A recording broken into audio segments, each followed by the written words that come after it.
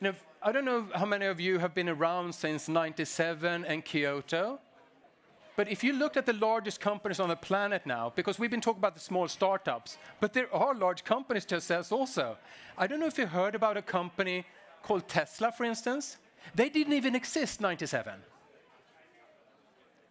We have plant-based burgers. We have so many things that are happening right now that are totally fundamentally changing the way we can approach things. And most investors are still living in Kyoto time. They're trying to ask the big emitters to say, which is the least worst of you? And I will put you in my fund and call that green. What?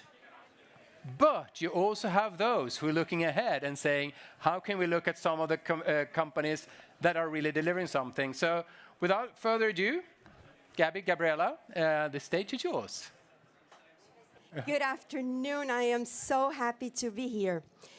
My name is Gabriela Herculano. I'm a founder and CEO of London-based green fintech iClima Earth. As Dennis said, we look for the products and services that preclude emissions from ever taking place. The true innovators, the companies with existing solutions today, leading us into the world of tomorrow.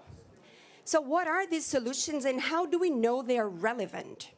By using hard data. Green revenue and potential avoided emissions at the company level. That information did not exist. Most data providers look backwards, looking for carbon footprint reductions, or they try to sell ESG scorecards.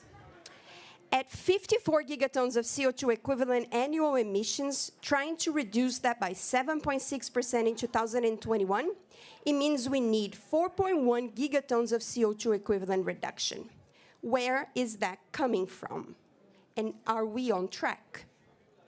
So we use the tools developed by Dennis and his team at Mission Innovation to try to answer these questions. It took us 18 months, but we quantified potential avoided emissions for 2021 for the companies in our universe. It amounts to about 0.6 gigatons of CO2 equivalent. This exercise gave us many relevant insights. One of them is the notion of time value of carbon. Similar to time value of money, avoidance in the future is worth less than avoidance now. Another is ROI, the solutions with high avoidance per dollar invested. 2050 net zero pledges are important, but our crucial focus is the 2030 milestone of cutting emissions in half. Exponential Roadmap brought project drawdown findings to that 10-year horizon. We look at the existing solutions, units of solar panels, gearboxes, electric vehicles, lithium-ion batteries, wind turbines, electric scooters, telepresence calls, carpooling rides, plant-based burgers, solar inverters, solar meters, smart thermostats, fuel cells, and more. I will not have time to get into the weeds of these 5 cases, but let me cut to the chase. We're not on track. Let's take plant-based diet. It could enable 2.18 gigatons of CO2 equivalent avoidance until 2030. We looked at plant-based burgers, well represented by a company called Beyond Meat. A University of Michigan study shows that a single Beyond Meat pea-based burger avoids around 3.3 kilograms of CO2 equivalent.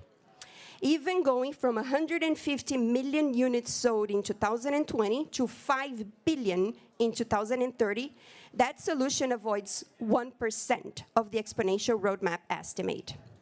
This indicates that Lancet diet, plant-based dairy, and potentially even lab-grown meat are amongst the solutions that need to scale up.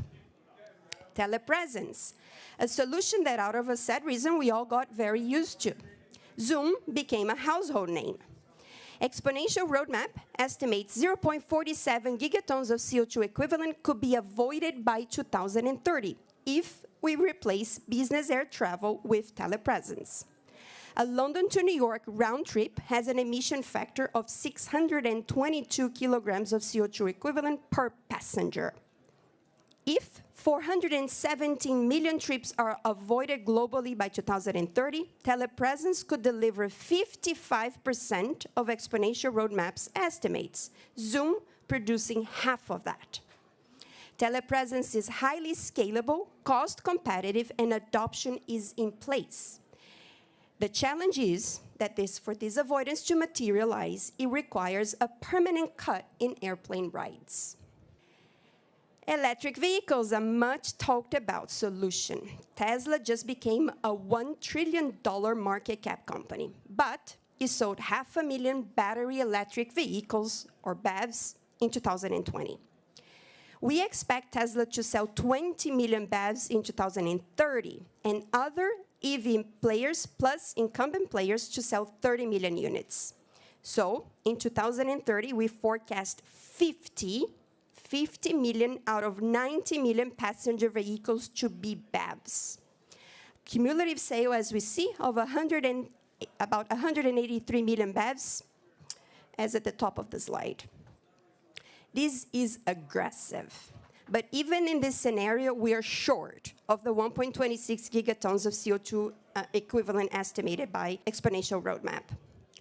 So if we look at the table at the bottom, we see that two factors are very impactful. Firstly, if BEVs are charged using the grid, or if they use 100% renewable energy. Secondly, if BEVs are used in higher mileage range, replacing more internal combustion engine cars. Long-range BEVs with fully renewable energy charging results in 2.4 times greater avoidance. And now the most relevant solution of them all, solar PV. It could avoid 4.71 gigatons of CO2 equivalent. Our base case is the US installing 1,000 gigawatts of solar by 2035. That's 10 times growth to the current levels. We believe local distributed solar could represent 25% of that, but we model a more conservative 10%. Sunrun is a company that epitomizes this solution, a leader in US residential solar rooftop installation.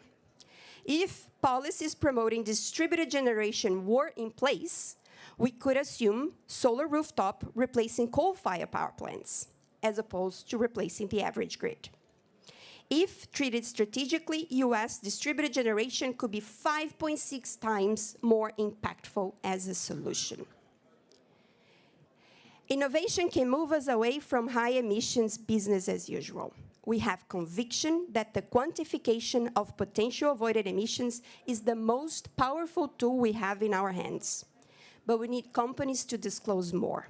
Also, we would love more collaboration on the use of this metric. Quoting Peter Drucker, what gets measured gets managed. Thank you.